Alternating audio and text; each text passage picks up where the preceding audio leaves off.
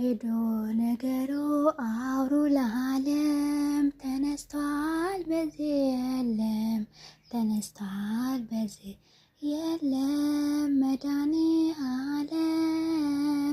ሞት የማይችለው የበረታ ኃያል ነው ማይረታ ማኅተሙን የፈታ የትንሣኤው ጌታ ሄዶ ነገሩ አውሩ ለዓለም ተነስቷል በዚህ የለም ተነስቷል በዚህ የለም መድኃኔዓለም ሞት የማይችለው የበረታ ኃያል ነው ማይረታ ማኅተሙን የፈታ የትንሣኤው ጌታ።